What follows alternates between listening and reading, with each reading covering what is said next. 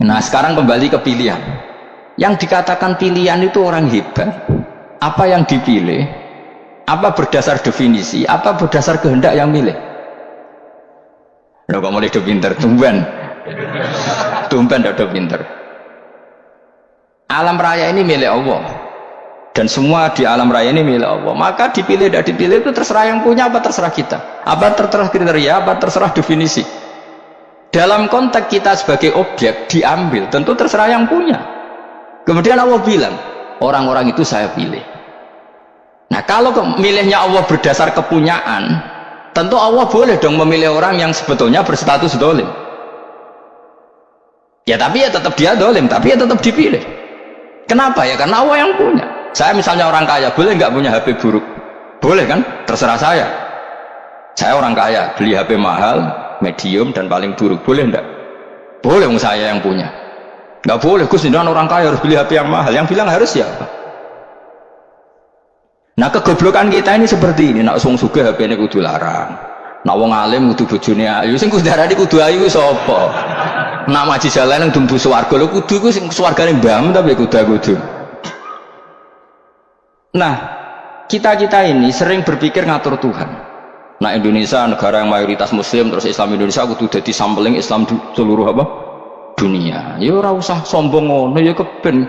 Mayoritas juga wonge kakean ngono ae ora perlu GR jadi sampling percontohan Islam internasional ora perlu ngono. Kan misalnya terus jadi contoh misalnya Masjid Haram niru Jumatan ning Indonesia berangkat mbek do rokokan. Bariku teki diusep-usep nang pojok pager. Lah misalnya wong Mekah terus do ngono kabeh karena mencontoh Islam Indonesia. Kacau kan? Ora usah GR ngono biasa wae. Napa? Biasa wae. Terus misalnya mencontoh Islam Indonesia, Indonesia nak jaran Wali Songo terus tahlilan nunggu nganti setengah jam. Lah terus raudhah dikepung ngono rak macet Mekah Madinah. Mergo agar ziarah Nabi terus lungguh apa? Sak jam. Nah ning wali sak jam ning Nabi 2 jam lah kira-kira gitu. Ya malah nanya Kanjeng Nabi dong. Nabi sekaruan Afdhalul Khalqi mbok dongakno wa maghfir lahu warhamhu. Iku malaikat sak langit miso. Ya Nabi kok dongakno di sepuro. Kowe tapi betul sepuro. Enggak boleh doakan Nabi gitu, enggak boleh. Allahumma sholli ala sayyidina Muhammad wa ala alihi, enggak boleh pakai ighfir lahu. Masalahnya tahlilan apa alam donga iku terus kamu gunakan. Ya misalnya terjadi percontohan Islam dunia terus Nabi kabudut ditalkin, nak ditakoki waman rabbuka piye. Terus Nabi warai waman nabiyuka. Mesti Nabi yo pro, aku Nabi coba takoki. Jadi kita ini sering kumo luhur karena kita mayoritas terus jadi percontohan orang usah ngono. Paham ya napa? Ndak usah ngono, mayoritas ya mayoritas saya, tapi ora usah GR jadi apa? Percontohan internasional. Mungkin kalau masalah Islam damai ya bagus, tapi itu kan tidak hanya Indonesia. Di mana-mana yang Islam damai juga banyak dan yang tukaran juga banyak. Toh yang tukaran nggak pernah maklumatkan diri ini percontohan janda. Ya biasa saja. Saya ulang lagi ya.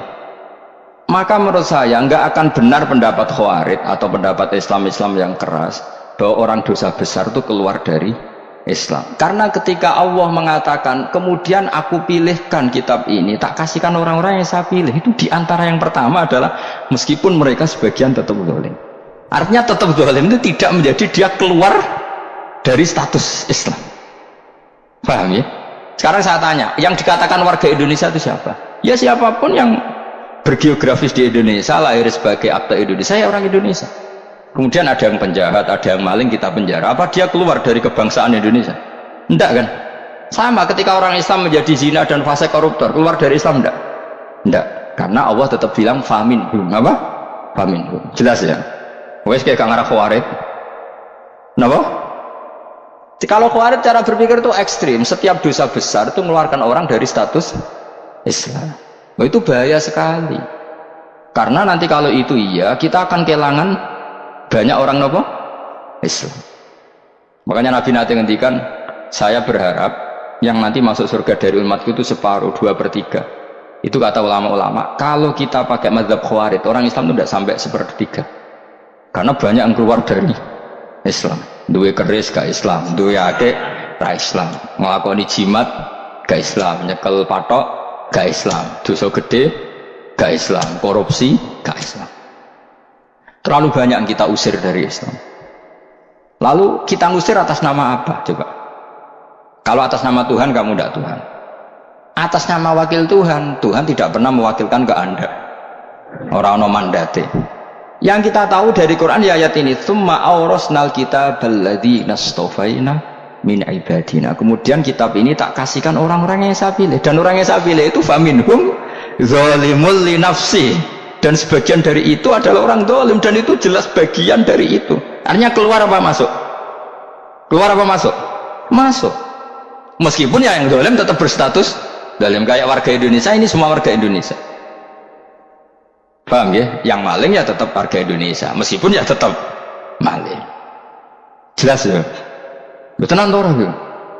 Makanya ahli sunnah itu pendapatnya falam nukafir mu'minan bil wisri, kita tidak akan mengkafirkan orang mukmin hanya karena melakukan dosa.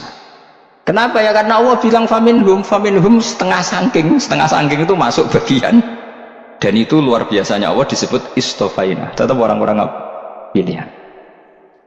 Maka ini penting saya utarakan supaya kita ini tidak sok-sokan. Terus yang zalimul li nafsi pun potensi dimaafkan sama Allah, asal dia tobat, dan tobat itu sama Allah nggak ada batasnya. Malam yughorgir sampai apa? Nafas apa? Terakhir.